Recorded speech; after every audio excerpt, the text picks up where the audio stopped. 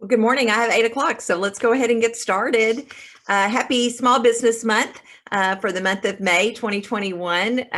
We're celebrating it anyway as Small Business Month and honoring all of our small businesses. So good morning. Thank you for joining us. This is our first small business seminar of the month as we are celebrating them all throughout the month of May and a little bit even early into June. And quite frankly, we celebrate small business year round. We have a lot of great seminars coming up for the next 4 Wednesdays. And so we're looking forward to sharing information with businesses throughout the community. Today, we want our small business owners to learn more about how they can pursue federal contract dollars. So Nancy Brown is the state director for the Kentucky Procurement Technical Assistance Center in Lexington, and she's going to explain the type of assistance and services. Do we pronounce it Kentucky PTAC? Or KYPTAC? You can do both, actually. Either one works. Okay. PTAC is really what Kentucky. Okay. Thank you. We're going to talk about those services that they offer and how to obtain SBA certifications, which can give a small business an advantage when competing for federal contracts. So here in McCracken County, Four Rivers Nuclear Partnership, the deactivation and remediation contractor at the Paducah DOE site, is committed that at least 50% of its procurement dollars are spent with small businesses. So we're going to hear from Corey Hicks, the Business Services Director with Four Rivers Nuclear Partnership, about their commitment and how these federal contracts provide opportunities for small businesses in our region. I really think sometimes small businesses may not understand or know the services needed out at the plant. And so this is an opportunity for you to hear both sides, how to get certified and what is needed at the site. So let me just say briefly, our additional seminars coming up. We have the topics of how a business coach can benefit you, who qualifies for employee retention tax credit, and why we hope that all small businesses in our community will sign on to be a part of our first mastermind cohort group, which is going to start sometime in June. We're planning on it with internationally known speaker, business developer, and author Mike McAllowitz. So he's kicking off that small group for us. We also want to invite you to join us tomorrow for our small business breakfast, which is our monthly Power and Partnership breakfast sponsored by Swift and Staley. And we're going to hear from a panel of small business owners in the community. Dawn Arnold of Arnold Realty Group, Jeff Pierce of the Atomic City Family Fun Center, Katie Englert of Compass Counseling, and Ed White of Big Ed's Restaurant. And that breakfast tomorrow is sponsored by Swift and Staley. You can still register today at paducahchamber.org. So WPSD, maybe it's live streaming this call. I'm not sure if they're on yet or not, but we have it live on our Facebook page and also on our Zoom. We are recording it and we'll post that recording later on the Chamber's website and Facebook page for those who may have missed it, or if you're watching it today and you want to share it with someone, we'll have that video ready for you to do that. If you have questions during the webinar, you can enter those in the chat box, or you can email me at swilson@paducahchamber.org. Or if you're on our Facebook page, you can put it on there. I can't promise we're monitoring Facebook quite as much, but we are monitoring the chat as well as I will be my email. So I want to introduce our seminar sponsors. We could not do the kind of programming that we do at the Paducah Chamber if we did not have sponsors. So our first sponsor that we're going to hear from today is FNB Bank and their president, Ike Nichols. We'll be bringing that video up just 1 second.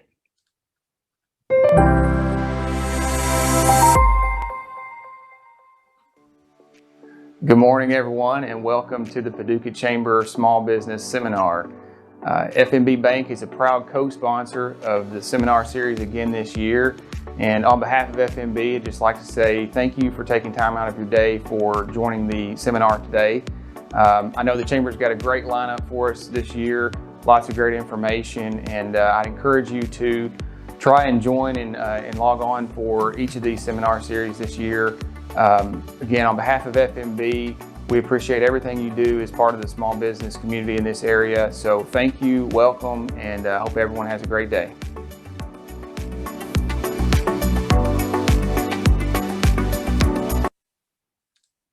All right, great. That was Ike Nichols with FNB Bank, one of our sponsors. They've been with us for quite some time. Our second sponsor on our small business seminars is Lundberg Medical Imaging. And now we're going to hear from Terry Lundberg, the practice manager.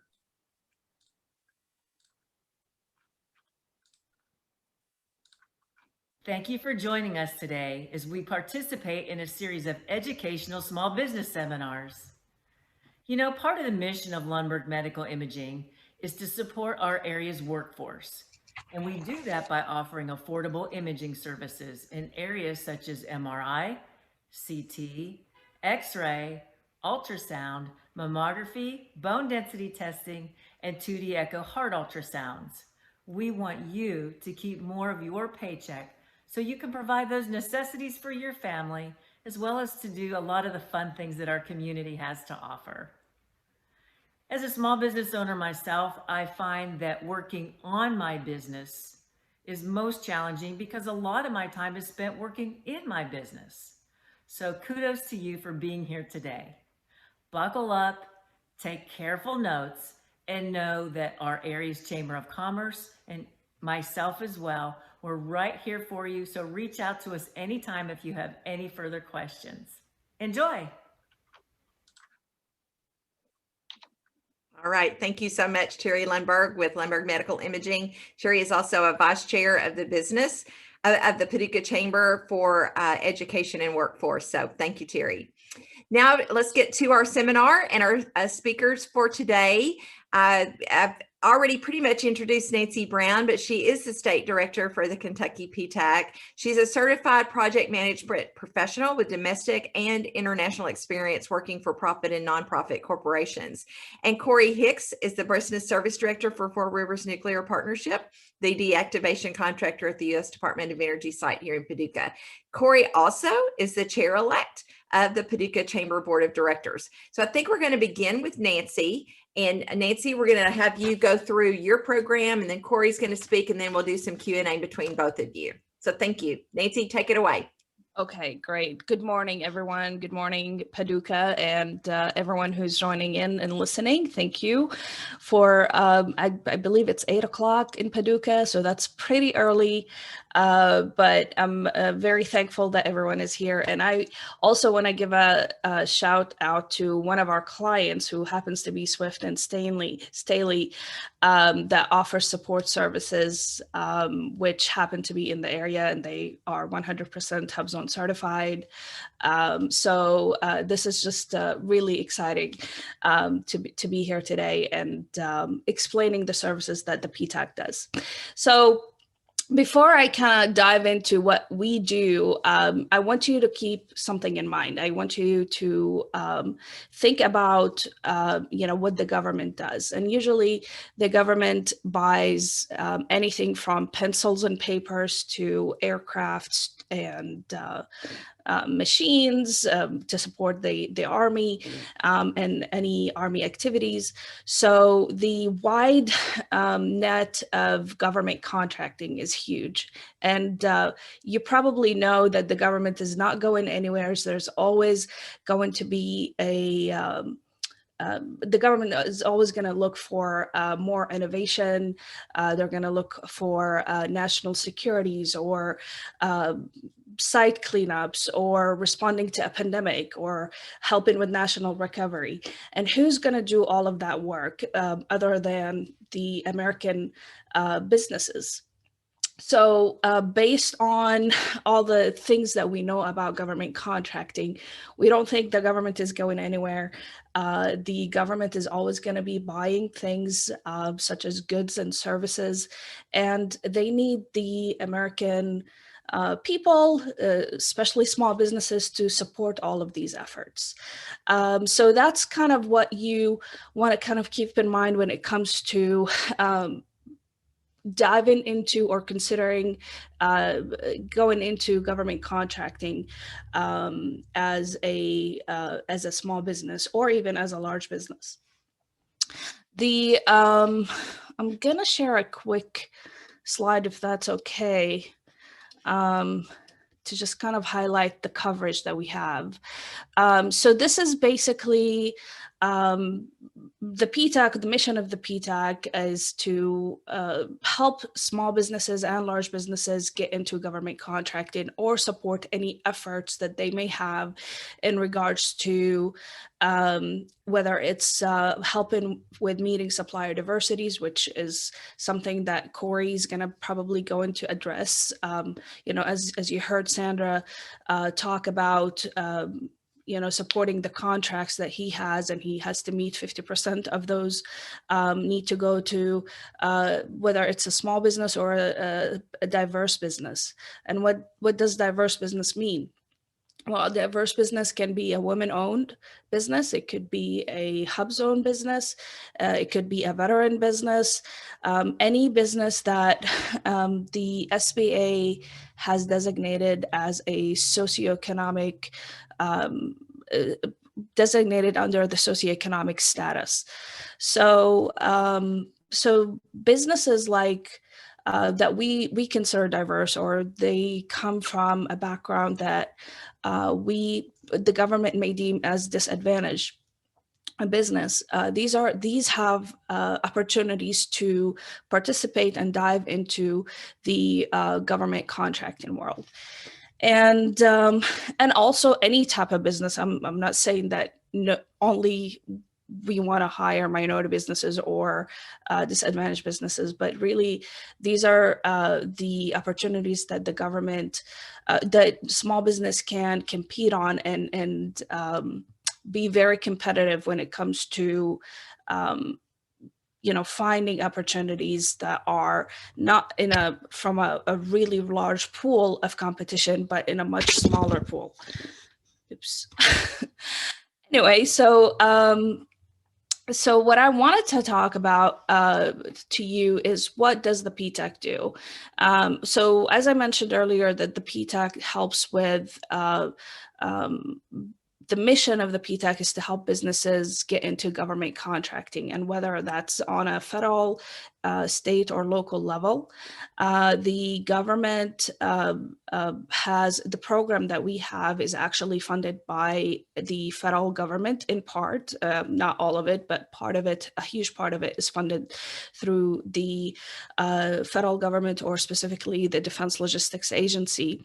And they believe that because the small business has a lot of demands and a lot of needs, that they feel that there's a need for support services, educational services, coaching services to be out there to help businesses one, explore government contracting if they are interested to dive into government contracting, to explore it at a zero risk to them.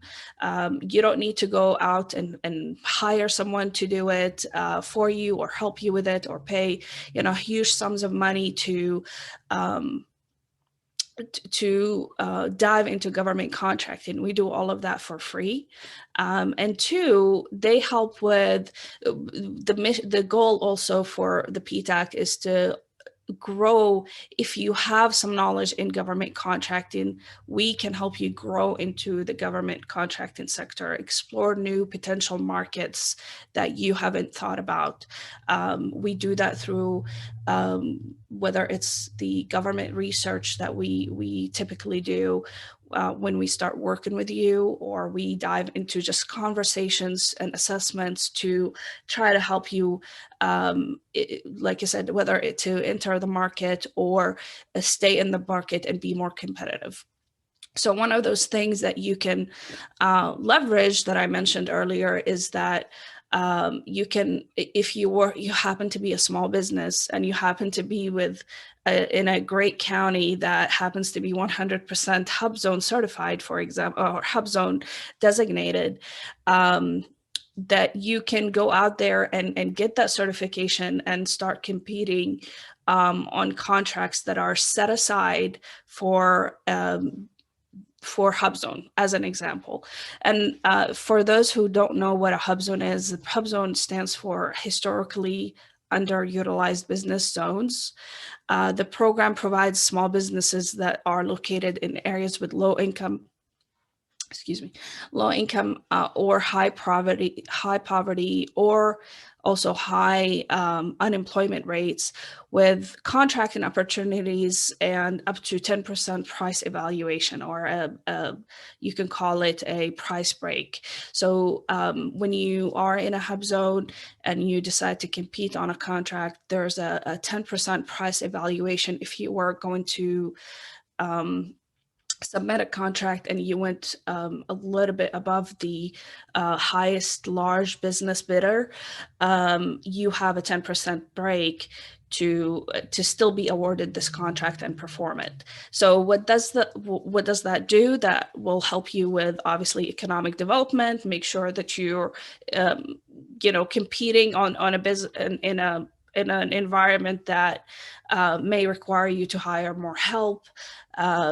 So ultimately that will grow your staffing. I mean, obviously it all depends on the type of contract that you're getting and how large the contract is, but this is one way that you can dive into government contracting and compete and know that you have an opportunity to win just because of that 10% price break.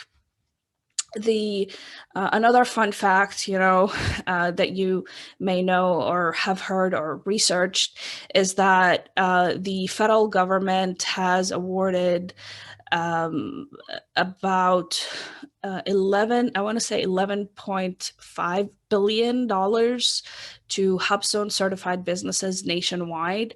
And what that means is obviously not just in the state of Kentucky, but this is a huge number. And that comes to about 3% of the total annual spending budget for the federal government. So it may look like 3% may look like a small number, but it's really, when you look at the actual numbers, $11.5 billion is a lot of money to be, awarded to small businesses to perform tasks and jobs that are obviously sustain our economy, complete the purpose that is intended to do.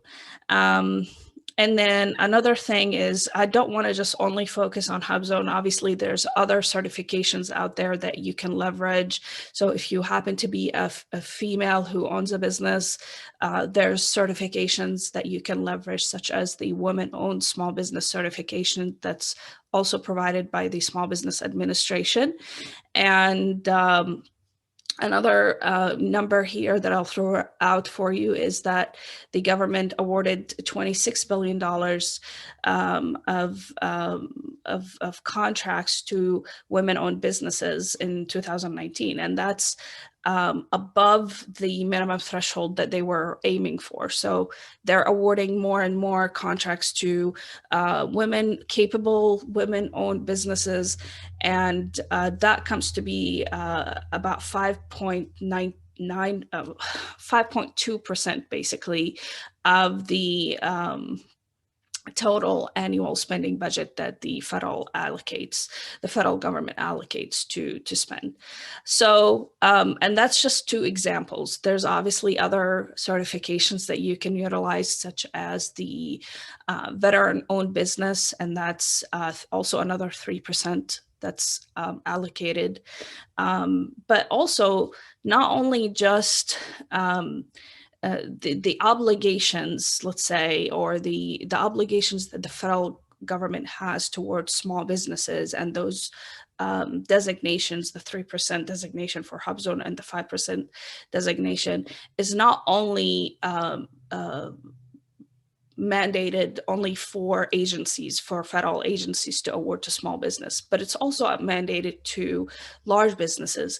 And Corey is going to probably talk a little bit deeper about that today, and what type of businesses they're going to be looking for. So Corey's company would be considered a large business, and the government has set some obligations on certain number of contract value that they have to, anytime they are awarded a contract value, a certain number, that he has to go out there and hire small businesses. So there's not only the obligations fall for federal businesses, federal government, but it's also any government contractor that happens to be, one, large business, two, that has a huge contract value, to basically sub that, some of that dollars, the value of those dollars, to small businesses, and including those that the government deems as a disadvantaged business. So this is kind of, I was supposed to talk for about 5 to 10 minutes, so I don't want to dive into it too deep, but I wanted to show you this map really quickly, because this is what the PTAC has done in 2020 during this pandemic that we were in, and everyone working from home. I'm still working from home, so everyone was really busy, and this is kind of shows the impact of the work that the PTAC does. And when we look at the McCracken County, we see here that there's $67 million in awards that the PTAC has been part of, and we helped businesses to attain. So we serve the entire state of Kentucky, and we are going to be putting an office in July in McCracken County to help the entire Western region. So you will be able to get better access to the PTAC services. And also, I want to also mention that there's going to be 7 offices right now. Currently, what we have is 1, 2, 3, 4. We have 4 offices currently, in one in Pulaski, that's Eastern Kentucky. Fayette County covers the Fayette County, Fayette and Louisville, and that area here. And then we have Hardin County, and also Bowling Green. And so there is a statewide coverage.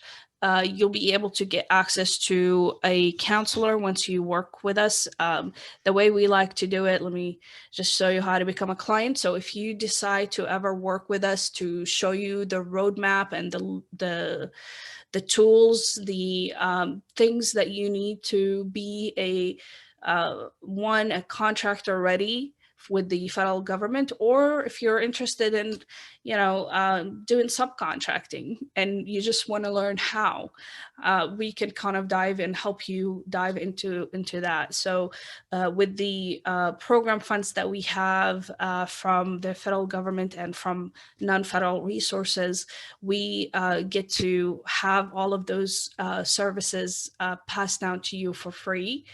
You don't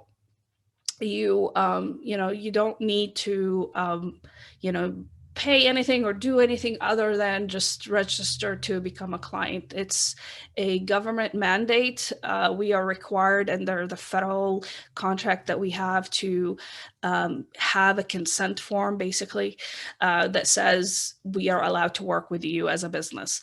So it's just the first step that you have to do. And you can do that by going to the KentuckyPTAC.com and click on a little box that's, I want to say it's a green box that says register to become a client or request free counseling, I think it says. So when you have a business, you have a state, an SOS number or Secretary of State number, and you are a business, you can contact us and register to become a client. And I would like to just show you real quick a list of the services that's offered.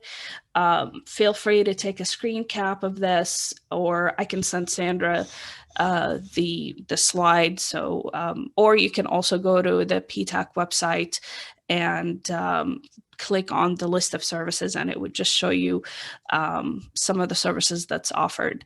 But basically, if you look at this, for someone who hasn't explored government contracting before, this probably means nothing to you.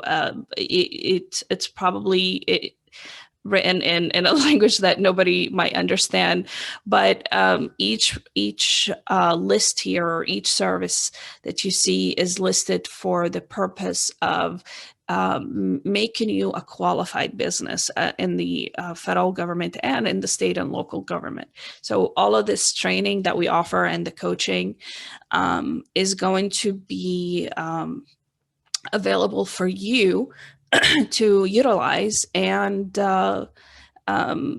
it should help you understand the government and how the government is procuring things, and what levels, like the type of levels, the different types of contracts that's out there, and just in more detail. But also it would help you with just become a qualified vendor. You have to be a qualified vendor, and there's like a list of things that you have to complete in order to become a vendor. And that's really what the PTAC does. And the slide here talks about the supplier diversity certifications that we just briefly went over. And that's it. I will stop this slide, and if there's any questions, I'm happy to answer. Otherwise, Sandra, I'll turn this over to you or to Corey.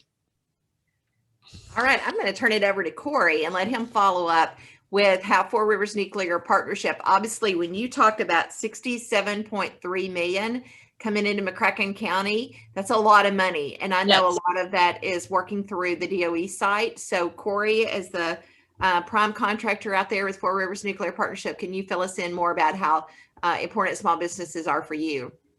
Sure. Thanks, Sandra. This is a really good segue into what we're doing out at the U.S. Department of Energy site. As Sandra said, we're the deactivation and remediation contractor.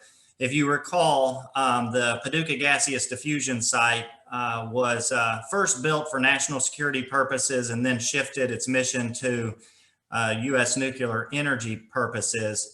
In 2013, that plant shut down, and since then, the U.S. Department of Energy has been cleaning up that site, demolishing the buildings and a number of things related to that deactivation and remediation. So right in the backyard here in McCracken County, we have several large federal contracts that could be utilized by small businesses. So as Nancy said, we have a contract with the U.S. Department of Energy, and that contract drives us to do a certain amount of our work with small businesses. And that's really guided through our small business plan, which is approved by the Department of Energy. So it really is something that the government encourages contractors to do, to work with small businesses. And it provides a lot of benefit to us and the department as we move forward with the cleanup. So that small business plan really has business alliances related to regional vendors, training programs to help businesses get certified. I've talked to Nancy before about how she can support, getting more businesses certified so that they can then get into our database. We also have mentoring programs where we work with businesses, set them up with other large businesses so that they can be mentored into supporting many of the activities that we provide and support. Those mentoring programs, I think, are really important because, working in this environment can be a complicated venture, and those mentoring programs kind of help you get started in that regard so that you can, dip your foot in the water and then move forward with, more aggressive procurements down the road. So our contract is, we have a procurement goal of 50%. And that's, as I said, through our small business plan, we're really excited that we're actually exceeding that goal, and we're at almost 65% of our funds are spent on goods and services from small businesses. We have some subcategories that Nancy referred to, socioeconomic statuses, that I'll go into more detail on, but just to kind of put that 65% procurement in perspective. So since 2017, that equates to about $165 million that's gone to small businesses since 2017. So, we're talking about really large dollars that are being utilized through small businesses out at the Department of Energy site. So some of the socioeconomic categories that we have, very similar to what Nancy posted on her slideshow, what are small disadvantaged, and that goal is at 10%. And also, as Nancy said, there are certain ways that you go about getting certified for small disadvantage, for example. And I'm sure Nancy can help you with that if you reach out to her. We also have woman-owned goal at 10%. We have HUB-Zone goal at 3%, veteran-owned goal at 3%, and then service disabled veteran-owned at 3%. So if I can just, let me just see if I can show my screen here real quick. So on our website,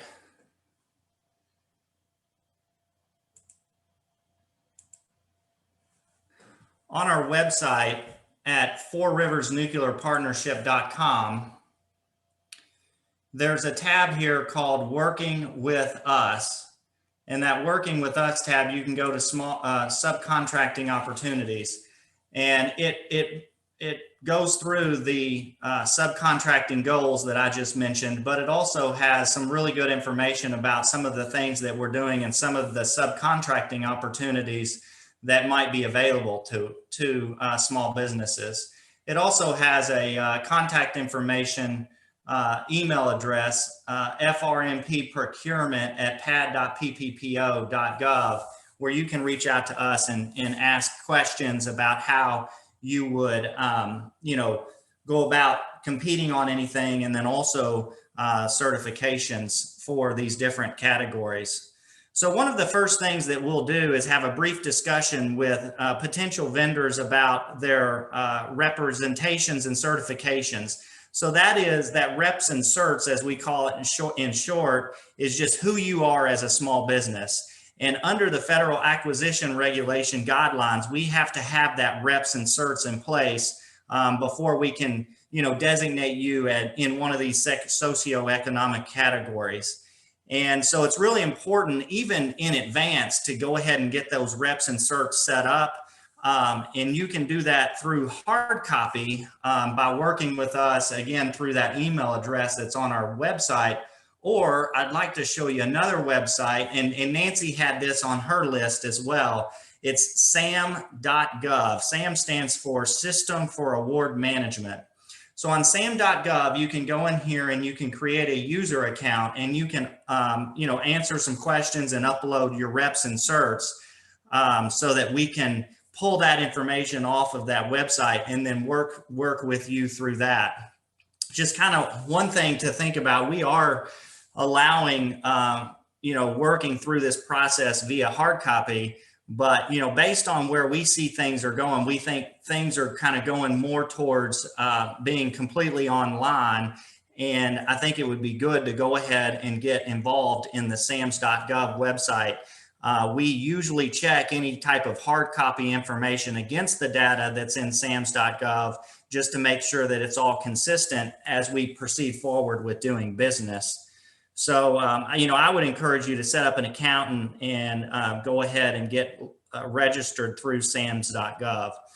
So in order to do business with us, as I said, we've got to set you up in our system, and our system can seem kind of complicated for those that have not worked in this environment. But I just want to tell you, don't get overwhelmed. There's a lot of resources out there to support you. I know Nancy talked about some of the resources that she has to support you. And then, of course, through our efforts, we are always looking for new businesses to work with. We're answering a lot of questions, and we don't want there to be this overwhelming nature to kind of overcome the opportunity to work with us. So, please ask questions.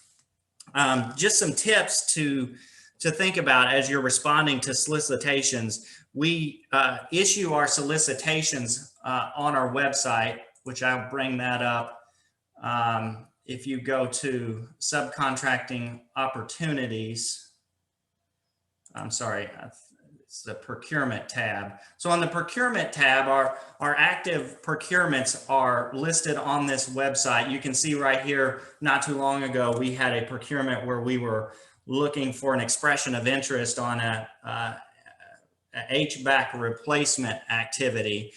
So, you know, through our website, we'll issue requests for quotes, we'll issue requests for proposals. In this case, it was an expression of interest. And though the requests for quotes are typically for materials, and then the requests for proposals are for services. So you can find that information on our website. It's really important, just a couple kind of pro tips here, is it's really important to read and follow the directions very closely. The instructions on how to fill out the RFP and how to provide that information to us is really important. The last thing you want to do is go through the process and then, you know, get kicked out due to some type of technicality. So, you know, pay close attention to those instructions. And then also price the items as requested, pay close attention to the unit of measurements. Sometimes the unit of measurement, you know, just make sure that you're following that closely so that it matches up with what is being asked for. And then on these procurements, there's a buyer or or contract administrator that is listed there to contact. I would encourage you to contact them through that procurement process, ask as many questions as you want. Those clarifying questions not only help you as businesses respond better to the RFQ or the RFP, but it also helps us to see, you know, maybe we missed something whenever we put out the request for quote or request for proposal. So it helps us to clarify so that we can ensure that we're getting the best responses that we need. Also, you know, sometimes we'll issue a request for quote or request for proposal, and we'll ask for you to propose alternative or substitutions. Sometimes that's really helpful for us to see what ideas are out there, because in many cases, businesses have, you know, better ideas than we do, and we want to give you the freedom to provide those alternatives. But in some cases, we're really locked in on what we can and can't do, so we don't actually allow for any alternatives or substitution. So, you know, just pay close attention to that as you look to do business. The other thing I would point out is, you know, the due date. The due date is really important to us, and sometimes, you know, that is something that we accidentally forget or we don't pay close attention to. I see Nancy shaking her head, but that is, you know, one thing that's really important to, again, not get kicked out of any type of procurement due to a technicality. So just real quick, kind of how it works on our end of things is, you know, once you submit a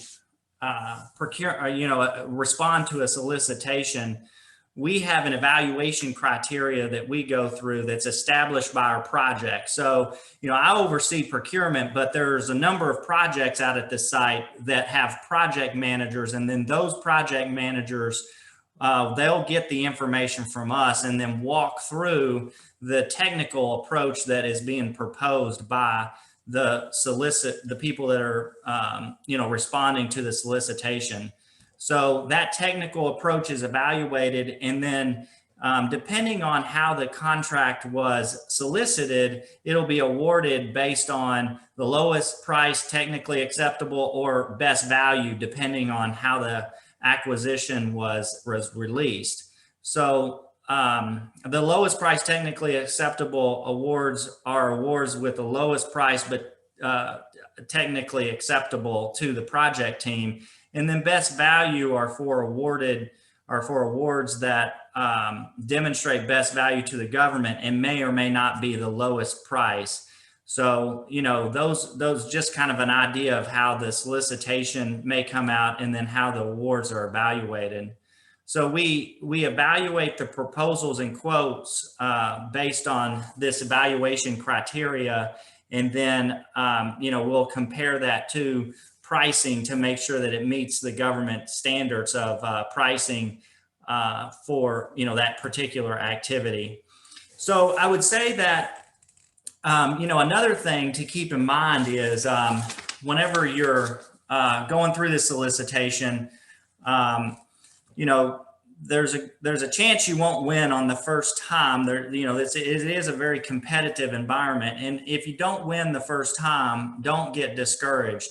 I would highly encourage you that through that solicitation process, we allow for you to provide feedback to us.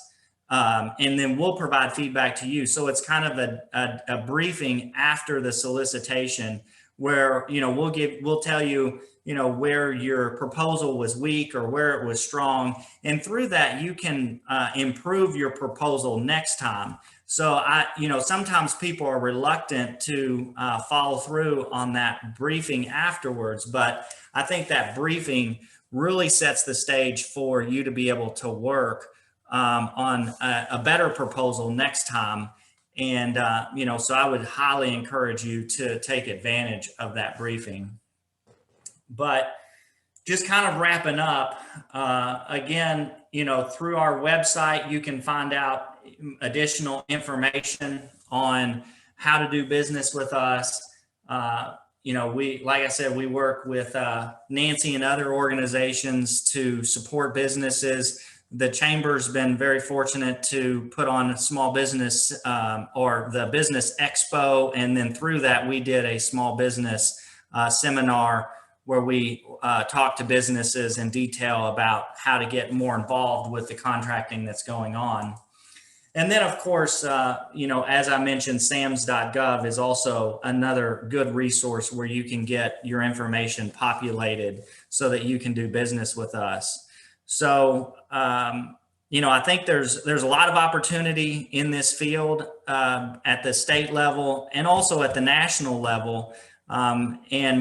The company that I work for, Four Rivers Nuclear Partnership, is made up by 3 other larger companies. And those companies do businesses all across the country and all across the world.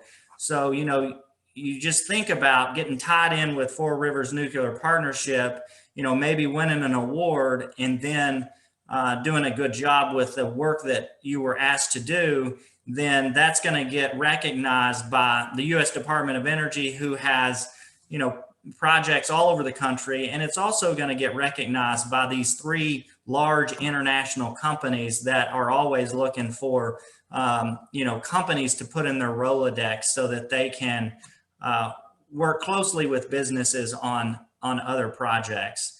So, I think, some small steps to get your foot in the door really will be helpful in the long run doing business across the country.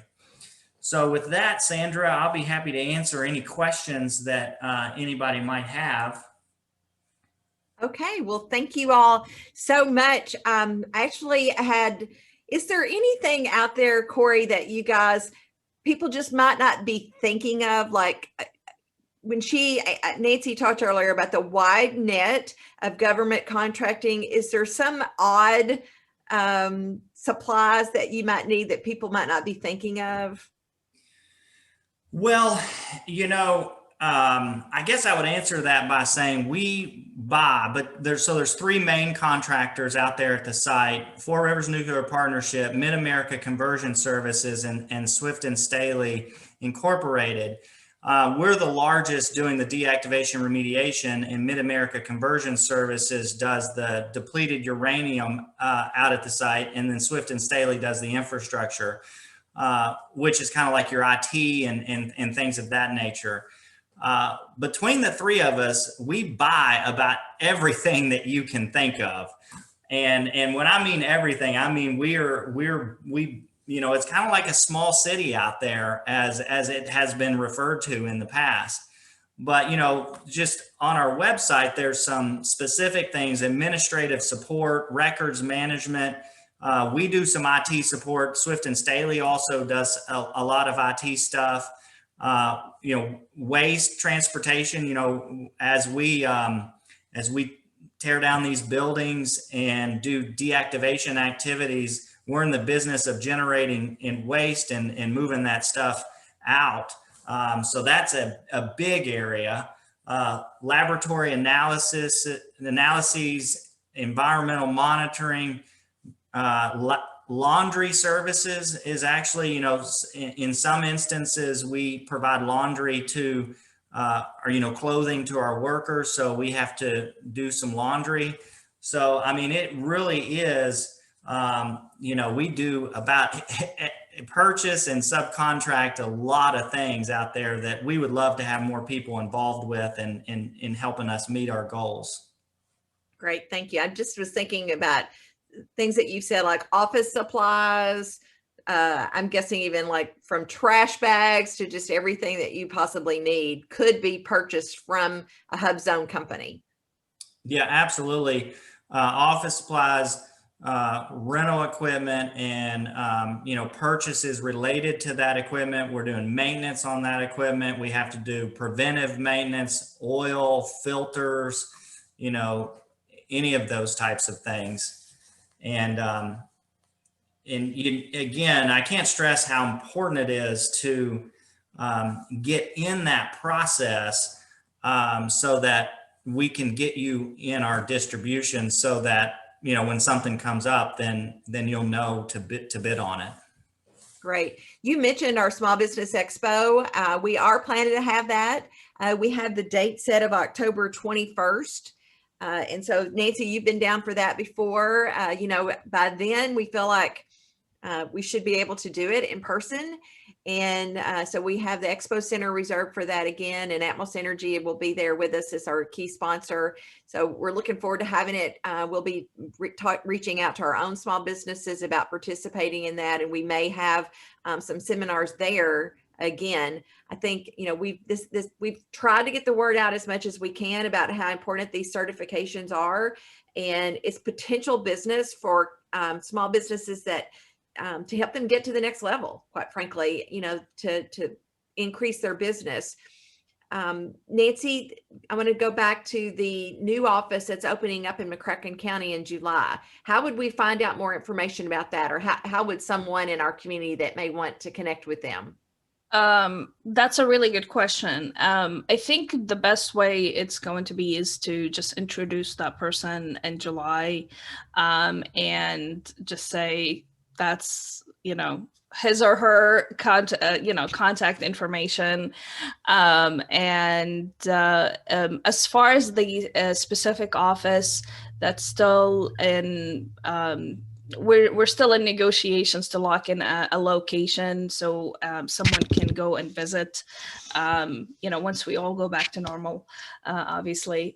But I would, what I'll do, Sandra, and I think that's probably going to be helpful, is once we lock in the location and we're able to announce the candidate that's going to be taken, that's going to be working in Paducah and the entire west region of Kentucky, I'll send you an email and just give you that information, and you can feel free to distribute and just make everyone aware. We'll probably do an event as a starting point, and just have everyone meet this person.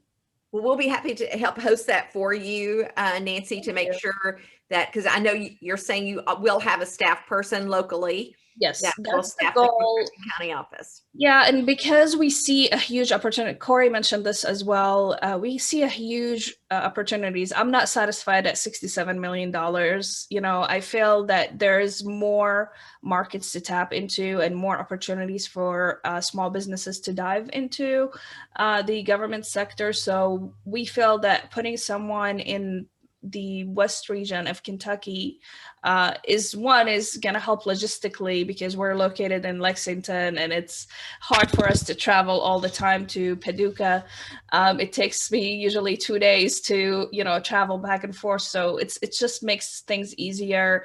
But also we want someone from that community to know the community, to know the businesses, and just be able to connect with them and engage with them in a way, it's in a meaningful way, if you will. So we're very excited about, putting an office in Paducah. This has just been, a goal of mine since I started with this in this leadership role, and we're very excited to partner with different agencies and different organizations to help businesses be successful.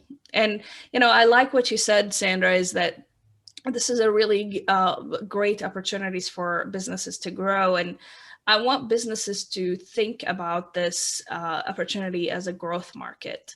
Government contracting, whether it's a government contracting or subcontracting with businesses like the nuclear rivers, I think that this is a growth market for you.